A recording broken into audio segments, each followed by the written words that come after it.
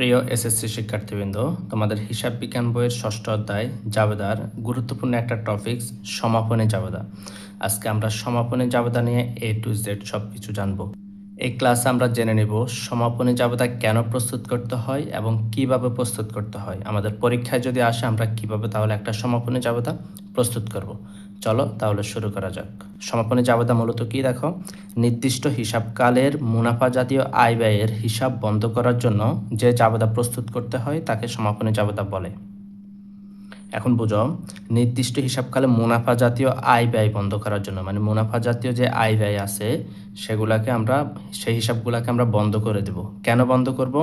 কারণ এই হিসাবগুলা পরবর্তী হিসাবকালে কোনো প্রভাব ফেলবে না, এজন্য বন্ধ করে দিতে হবে। আর ওই বন্ধ করার জন্য যে জাবেদা দিতে হয় সেটাকে বলি আমরা সমাপনী জাবেদা, অর্থাৎ বছর শেষে সমাপনী জাবেদা। ক্লিয়ার? এখন আসো, এই আয় ব্যয় পরবর্তী হিসাবকালে আসে না। অর্থাৎ এই যদি আমি ধরো 2025 সালের হিসাব করি, তাহলে 26 সালে যদি আমি ব্যবসা শুরু করব তাহলে মানে 25 সালের আয় ব্যয়গুলা আমি 26 সালে দেখাতে পারবো না। এজন্য মূলত হচ্ছে এই আয় ব্যয়গুলাকে এই হিসাবকালে, মানে 25 সালেরটা 25 সালে ক্লোজ করে দিয়ে যেতে হবে। তাহলে কেন সেটা পরবর্তী হিসাবকালে প্রভাব ফেলবে না দেখো, সেটা বোঝার জন্য তোমাকে বুঝতে হবে আমাদের হিসাব সমীকরণ A=L+, ওইটা ভালোভাবে বুঝতে হবে। এই জন্য আমি বারবার তোমাদেরকে ফোকাস করি যে তোমরা এই হিসাব সমীকরণটা ভালোভাবে ফোকাস করবা। এই ওইর ভিতরে আছে C+R-EX-D,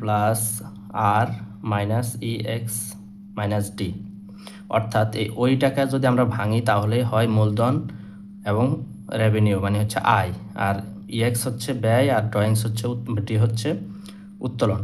অর্থাৎ এই ওইর ভিতরে চারটা জিনিস লুকায়িত। কি কি? মূলধন আছে, আয় আছে, ব্যয় আছে, উত্তোলন আছে। অর্থাৎ দেখো, যদি মূলধন হয় তাহলে ওই বৃদ্ধি পাবে, যদি রেভিনিউ আয় হয় তাহলে প্লাস হবে, মানে ওই বৃদ্ধি পাবে। যদি খরচ হয় EX, মানে হচ্ছে ওই কমে যাবে, দেখো মাইনাস। যদি উত্তোলন করে তাহলে ওই কমে যাবে। এখন আসো, এই যে হিসাবকালটা ক্লোজ করার জন্য আমাকে আয় ব্যয় বন্ধ করতে হবে। এই আয় এবং ব্যয় এই দুইটা কিসের মধ্যে রয়ে গেছে দেখো, ওইর ভিতরে। অর্থাৎ এই দুইটা আলটিমেটলি আমার ওইকে অলরেডি কমিয়ে বা বাড়িয়ে দিয়েছে, যার জন্য আমার এই আয় ব্যয়টার পরবর্তী হিসাবকালে যাবে না। পরবর্তী হিসাবকালে আমার যাবে শুধু কি সম্পদ, দায় আর মালিকানা সত্ত্ব। এজন্য মূলত হচ্ছে আমার আয় ব্যয় হিসাবটাকে বন্ধ করে দিতে হবে। তাহলে আয় ব্যয় হিসাবটা কিসের উপাদান? আয় বিবরণীর উপাদান। এটা মনে রাখবা, আয় ব্যয়টা হচ্ছে আয় বিবরণীর উপাদান। এজন্য আমরা যদি হিসাব বন্ধ করতে হয় তাহলে বিপরীত হচ্ছে আয় ব্যয় বিবরণীটা আনবো। ক্লিয়ার? তাহলে দেখো একটা উদাহরণ আমরা দেখিনি। দেখো, মুসলিম বাজারের 2025 সালের মুনাফা জাতীয় লেনদেনের উদ্বৃত্ত ছিল নিম্নরূপ। এই মুনাফা জাতীয়গুলো বলতেছে, মূলধন না, দেখো সবগুলোই মুনাফা জাতীয়। ক্রয় ছিল 50,000, বিক্রয় ছিল 70, বেতন হচ্ছে 8,000 আর ভাড়া হচ্ছে 5,000। এখানে আমরা দেখতে পাচ্ছি ক্রয় একটা ব্যয়, বেতন একটা ব্যয়, ভাড়া একটা ব্যয়, আর আয় মাত্র হচ্ছে বিক্রয়। ঠিক আছে? তাহলে চারটা জিনিস নিয়ে আমরা হচ্ছে করব। তাহলে হচ্ছে দুইটা ভিন্নমুখী, একটা হচ্ছে ব্যয়ের পক্ষে আছে, আবার একটা হচ্ছে আয়ের পক্ষে আছে। তো শুরুতে যদি আমরা হচ্ছে আয়টা যদি ক্লোজ করি, অথবা ব্যয়টা, যেটাই তোমরা ইচ্ছা করো করতে পারো। 2025, তাহলে দেখো 2000, আমি যখন সমাপনী জাবেদা দিব তাহলে আমার সমাপনী মানে কি? বছরের শেষ। তাহলে সমাপনীর বছরের শেষ কি বা 2025-এর শেষ, এখানে কোনো তারিখ নাই। তাহলে তোমাকে ধরে নিতে হবে যে যেহেতু শেষ, সমাপনী মানে হচ্ছে শেষ, তাহলে হচ্ছে বছরের শেষ তারিখ, তাহলে হবে December 31। কেমন? তো এই জিনিসগুলো তো আমি যখন আমার লেনদেন সংগঠিত হয়েছে তখন আমি এন্ট্রি করছিলাম, তখন আমি ক্রয়কে কি করছি? ডেবিট করছিলাম, বেতনকে ডেবিট করছিলাম, যেহেতু এগুলো ব্যয় না, ভাড়াকে ডেবিট করছিলাম। এগুলো আমি বছরে এই হিসাবকালের মধ্যে আমি কিন্তু এগুলো এন্ট্রি করছিলাম। তখন আমি ডেবিট করে করে এগুলারে এন্ট্রি করছিলাম, আর বিক্রয়কে আমি ক্রেডিট করছিলাম। ক্লিয়ার? তো এখন যেহেতু আমি এটাকে ক্লোজ করব, অর্থাৎ এগুলার হিসাব নিকাশ এটার সাথে হয়ে গেছে, এখন আমি জাস্ট এই হিসাবগুলো নিব না, এই জন্য ক্লোজ করে দিব। ক্লোজ করার জন্য এখন এগুলারে যেহেতু এগুলার আমি ডেবিট করছি, এখন উল্টা বিপরীত করে ক্রেডিট করে এগুলা ব্যালেন্স ইকুয়াল করে দিতে হবে। তাহলে আমি দেখো ক্রেডিট করে দেবো, এগুলো হচ্ছে ডেবিট ছিল, এই জন্য ক্রেডিট করে দেবো। তো কিসের বিনিময়ে আমি হচ্ছে এটাকে ক্রেডিট করব? সেটা হচ্ছে যখন আমি এগুলাকে এন্ট্রি করছিলাম তখন এগুলা আয় ব্যয় বিবরণীতে প্রভাবিত করছিল। যখন আমি এগুলাকে ডেবিট করছিলাম তখন তারা আয় ব্যয় বিবরণীকে ক্রেডিট হিসাবে প্রভাবিত করেছিল। এখন আমি আয় ব্যয় বিবরণীকে ডেবিট করে দিব আর এগুলাকে ক্রেডিট করে দিব। তাহলে আমরা লিখি আয় বিবরণী,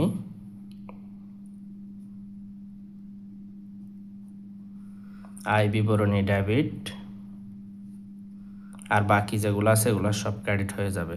দেখো ক্রয় হিসাব ক্রেডিট, বেতন হিসাব ক্রেডিট, লেখো ভাড়া হিসাব। বুঝতে পারছো? এগুলো আমি আগে ডেবিট করছিলাম, এখন যেহেতু ক্লোজ করতেছি, বন্ধ করে দিব, তাহলে সমান করতে হবে, বন্ধ করতে হলে এই জন্য উল্টা করে দিব। ক্লিয়ার? ক্রেডিট। ওকে, এখন এদের প্রাইসটা বসায় ফেলো। কার প্রাইস কত? এতে ক্রয় ছিল 50,000, ক্রেডিট হয়েছে, এই ছিল বেতন ছিল 8,000, ক্রেডিট হয়েছে, ভাড়া ছিল 5,000, ক্রেডিট হয়েছে।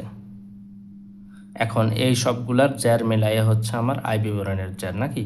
8 5 13, তাহলে হচ্ছে 63,000। ওকে, এটা করে দিচ্ছি। এখন আমার এই হিসাবটা ক্লোজ করা শেষ। এখন আমি একটা কারণ দিয়ে দিব। দেখো কারণ কি লেখা যায়, কোন কোন হিসাবকে আমি ক্লোজ করছি। ক্রয়, বেতন ও ভাড়া হিসাবকে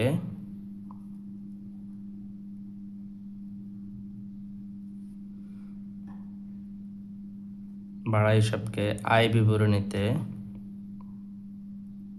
এগুলো আয় বিবরণীতে আমি স্থানান্তর করে দিয়েছি কিন্তু, ঠিক আছে? আয় বিবরণীতে স্থানান্তরের মাধ্যমে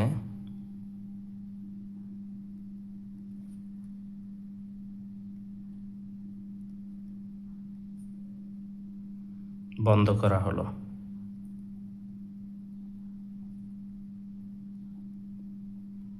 অর্থাৎ এগুলাকে আমি আয় বিবরণীতে স্থানান্তর করার মাধ্যমে হিসাবটা ক্লোজ করে দিছি। এখন তো তোমরা বুঝে গেছো যে মুনাফা জাতীয় ব্যয় হিসাব বন্ধ করা কিভাবে।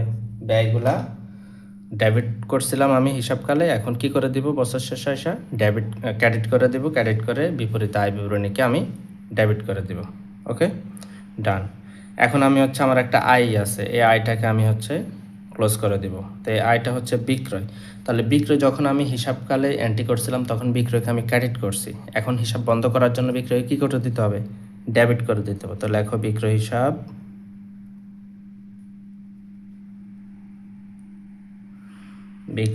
ডেবিট। আর হচ্ছে বিপরীতে কাকে, আর তো কেউ নাই, বিপরীতে আমি আয় বিবরণীকে কি করে দেব, আয় বিবরণী ডেবিট, সরি ক্রেডিট। তাহলে এটাও সেম এরকম একটা কারণ দাও, বিক্রয় হিসাবকে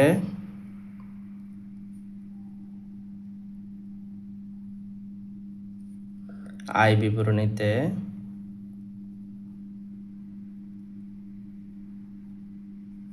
স্থানান্তরের মাধ্যমে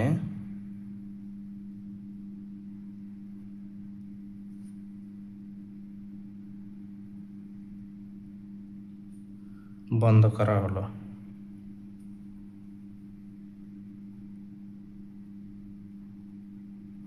শেষ, টাকাটা বসায় দাও। 70,000 বিক্রয়, 70,000